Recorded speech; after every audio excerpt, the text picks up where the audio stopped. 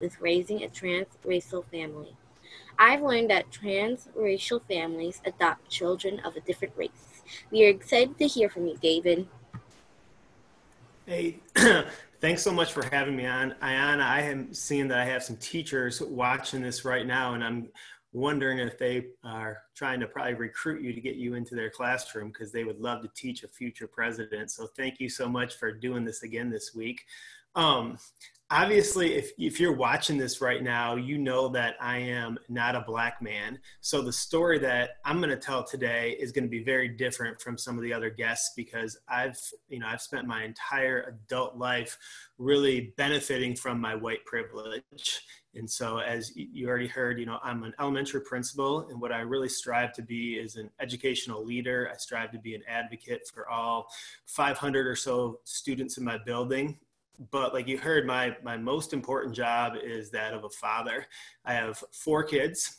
Kingston and Kyrie are 9 years old. Ezra is 6, and my daughter Justice is 4. And we are a transracial family. We adopted Kingston and Kyrie from Ethiopia when they were about 5 months old. And what I want to talk about today, what I want to share today is what it kind of means to me to be a white man who is a father of black boys in America, and also in America at, this really kind of trying racial time. So I'll start a little bit with our adoption experience. One of the things that we learned in our adoption experience took about 2 years. And one of the things that we heard when we were adopting, when we had kind of focused in on the country of Ethiopia, is that for white parents looking to adopt, black boys are not as desirable as other races or ethnicities. And that's, I think that's something that's really jarring. And when you hear it put that way, just, there's a lot to unpack there. Fast forward kind of 2 years, and because our adoption process took us 2 years, and my wife and I, we brought our boys home, and we slowly started to venture out into the world. And that's where we started to, as a family, experience some microaggressions. I remember walking around Target trying to do some shopping, and on multiple occasions, strangers would come up to us and tell us how cute our kids were, but they would also start essentially like petting their hair.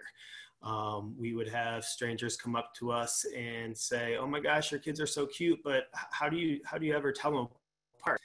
Our kids are not identical twins, and in fact, they don't actually look that much alike.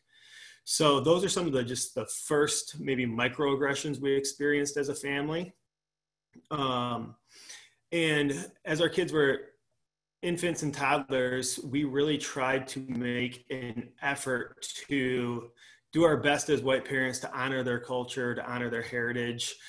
Grand Rapids is a great spot where there's 3 really good Ethiopian restaurants, Gojo's, Gersha, and Little Africa. And we would try to get there as much as possible to immerse ourselves in the culture. And in Ethiopia, communal eating is a very big thing.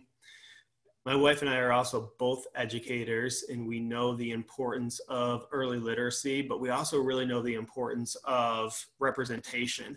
And representation matters, and it matters at a very early age. So we made efforts to find picture books that had black, boys as the main characters in TV shows and superheroes, because that representation really helps to build a strong foundation of self-identity. When it was time for our kids to get haircuts, we live in Holland, we found a black-owned barbershop and immediately started getting our kids' haircuts there. I get my haircut there, even though it's bald a little bit now. Went there yesterday, so shout out to Q at Presidential Cuts. He's been cutting our hair for about 8 years, and that's just been a great family experience to do together. As our kids became school-aged, our neighborhood school is essentially an all-white school. It's a really good school, but we made the effort and the decision to send our kids to the elementary school that I'm the principal at, and that's a much more both racially and socially, economically diverse school, and that's been a really good experience for our kids. But we also we had to make these calculated decisions because we know that our kids face a barrier because their parents are white, and we don't have that same experience as other Black parents in raising Black kids. And so we've tried to make really strong efforts to do everything we can to set our kids up for success, and also to set them up to have really positive self-identities. Kingston and Kyrie, they're 9 years old right now. And like many 9-year-olds, they love to ride bikes, they fish, they play travel soccer, they play basketball, they're avid readers, they talk us into spending way too much money on Legos. But they're also about to enter this awkward stage in their life where they're going to go from, cute, fun-loving kids to Black boys that some people in society, some people maybe even in our neighborhood are going to see as a threat because of the color of their skin. And that's something as a parent that is anxiety inducing. As they get a little bit older, they're going to be strangers that aren't going to see Kyrie's years of perfect attendance, and they're not going to see Kingston's streak of all A's on his report card. They're really going to see Black kids who, I guess our country, our world has ingrained us to maybe at best be cautious of, and at worst feel hatred towards or threatened by.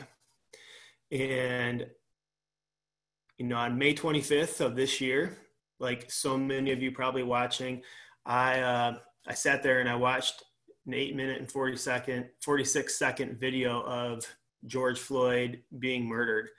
And that video, it hit me differently. And it's not that I wasn't aware of some of the systematic racism or discrimination or police brutality, the horrific scenes when you think of Trayvon Martin, Tamir Rice, Eric Gardner. But for whatever reason, and probably because my kids are getting older now, this video really did hit me in a different way.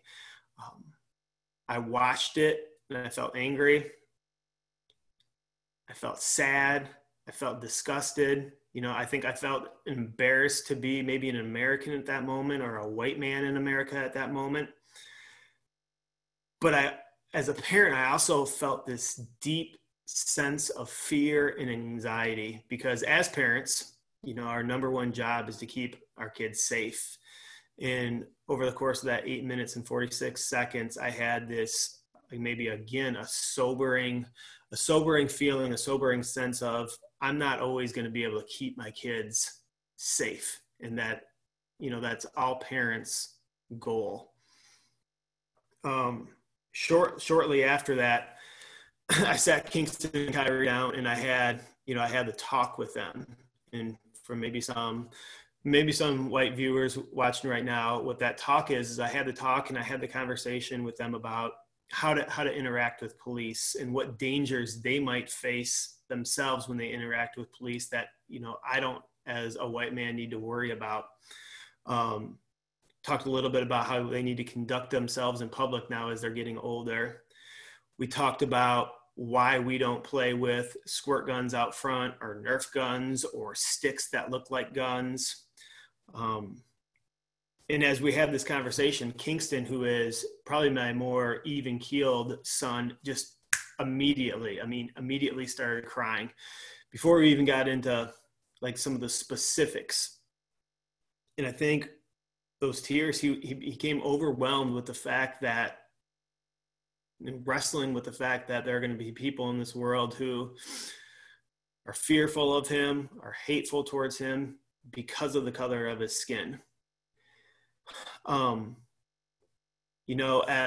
a white man who's a father of Black boys, some of the things I've learned is that I need to show up every day. I need to be ready to fight against racism and against injustice. I need to be able to recognize and name my privilege. And I really need to help Kingston and Kyrie continue to honor their heritage. I need to have tough conversations with them about racism and prejudice. Need to be more outspoken on social media when we have extended family posting ridiculous memes and things that aren't true or that are hurtful. And really what I need to do is I need to do everything I can to equip Kingston and Kyrie to enter into a world in which the system, in which the structure makes it impossible for them to have the same starting point as their younger brother, Ezra.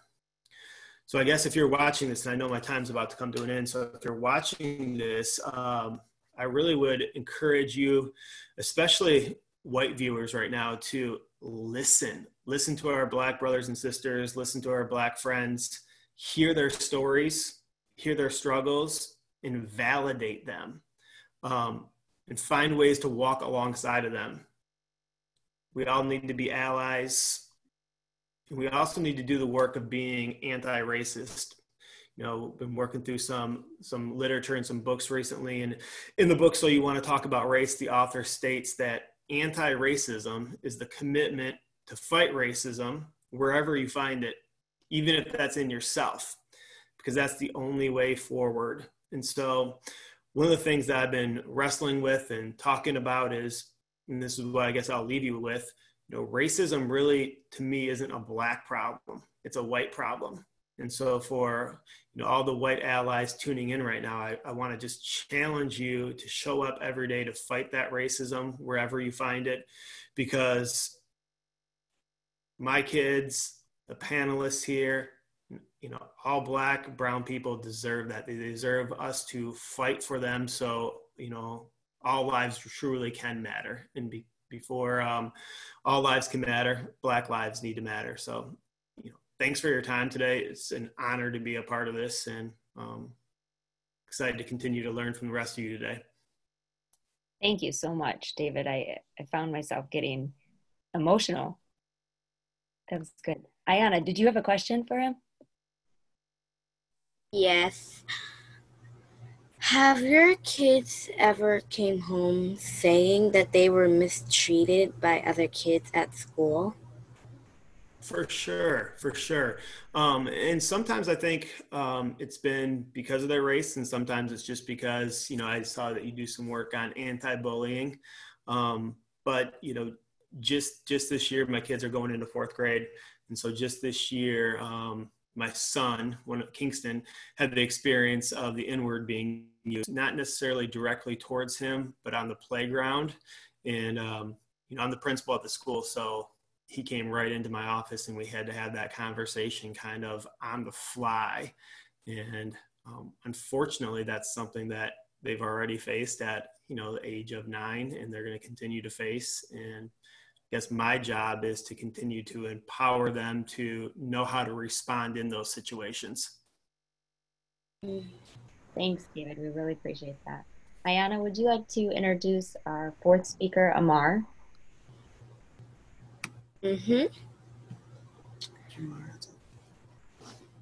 Now we have Amar Butler. Amar describes himself as people-oriented, which means he loves working with and helping people. He currently is managing partner of My Life Sport and Social Club. Sports are important because they help people work together as a team. Sports are not only good for you, they are fun too. Welcome, Amar. Thank you for the introduction, Ayana. Excuse me, Miss President.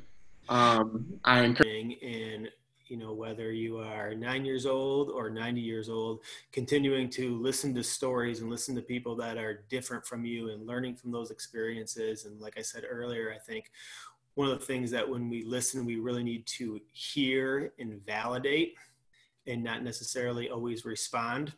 And then I guess the last thing I want to say is, I didn't touch on too much as my job as a principal, but in all schools, there is a great need for volunteers to come in and mentor kids who are struggling, who have home lives that might look more challenging than others. So if you're looking for things to do, reach out to local school districts, local elementary schools, and step up and volunteer and mentor. So thanks for having me. Thanks, David. Amar? Yeah, just really quickly, I came across a quote the other day, and I really loved it, and I wanted to share this with everyone.